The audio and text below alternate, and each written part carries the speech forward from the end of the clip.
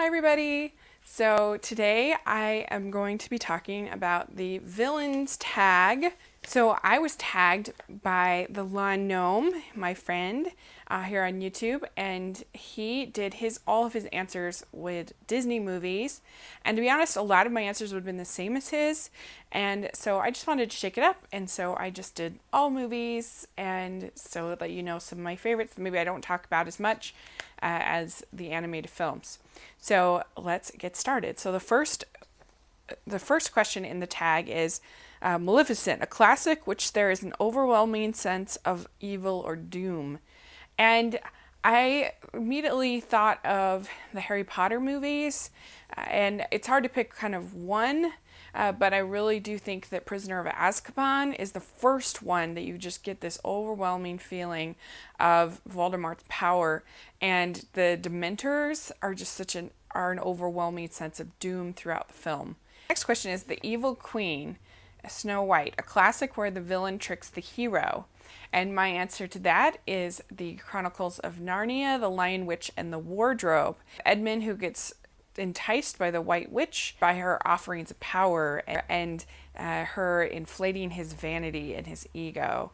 And so he goes over to her side, and so that is kind of how she tricks him into betraying his family and their location and betraying Aslan. So 3 is Cruella de Vil, a classic in which the villain brings about their own demise. And so I would say Wizard of Oz is that. What is she doing with buckets of water in that castle? They should be completely done away with all water. But she really does antagonize and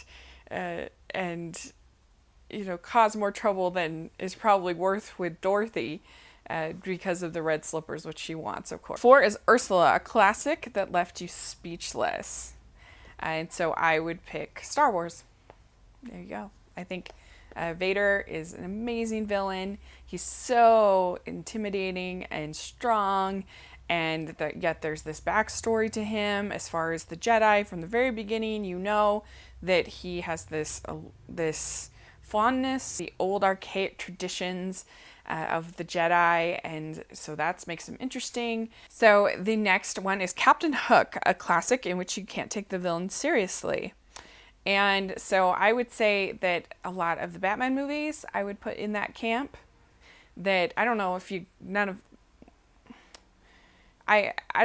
say they're classics, but I would say Batman Forever, and Batman and Robin, which are Batman and Robin and Batman Forever are pretty terrible films, but so I wouldn't say they're classics, but they're definitely movies where I can't take the villains seriously. So Far, a book or book series in which the villain almost wins.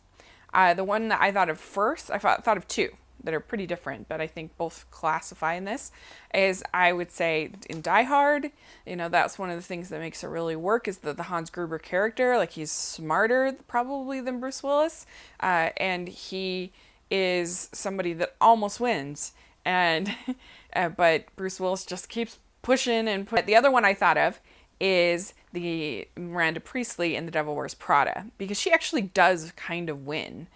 She gets what she wants in the end, and she is on top, and Andy goes her way, but she's this really, really intimidating, interesting character, and of course there's a lot of humor to the film as well, but there's also a heart to her character of the things that she's sacrificing, and the fact that she has no relationships, and so sort of lonely at the top kind of an idea.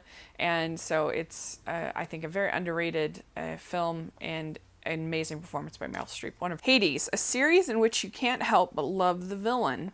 I go with the Avengers. I really love Loki. I think he's amazing. So that would be the Thor movies and Avengers. I think that he is so funny, and he's kind to prove his value to his father. There's definitely a likable side to him. There's a side that you see where he's coming from. And okay, Scar, a classic with familial betrayal.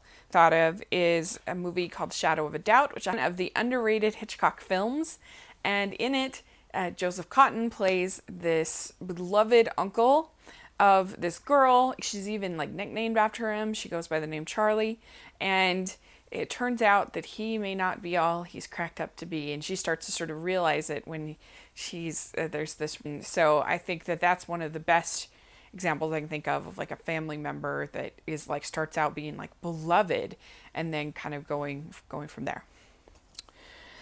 Okay, next one, I have Gaston, a classic in which the villain makes a fool of themselves. And since it's Back to the Future week, I went with Back to the Future because, you know, Biff ends up in manure in each of the films. So, you know, you gotta enjoy that. A villain that most of us can relate to. He's definitely a little bit over the top, but not so much.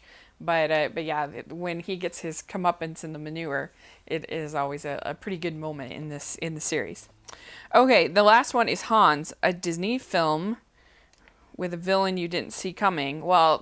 And so I had a hard time thinking of one because Frozen is probably the example that I would have used. But this isn't a movie, but I've been wanting to talk about it on this channel for a long time. And I'm going to go with Over the Garden Wall. And this was a miniseries that was done. It's 10 parts. What happens with the Auntie Whispers character and the Beast and everything, I totally didn't see coming. It's so creative. If you haven't seen this is a brilliant series. Each one is a work of art. The music is amazing. The imagery is amazing. The characters are so well-rounded. Is the Disney villain tag? I'm actually not going to tag anybody. I know that's probably not with the rules, but I'm going to be doing my own tag, and I really kind of want to save up my people for that tag. But if you want to do it, please go ahead and do it. And that is sort of my answers to the questions. And let me know what you would put as your answers to these questions in the comments below. And thanks so much. Please subscribe to my channel, and I'll talk to you later. Bye.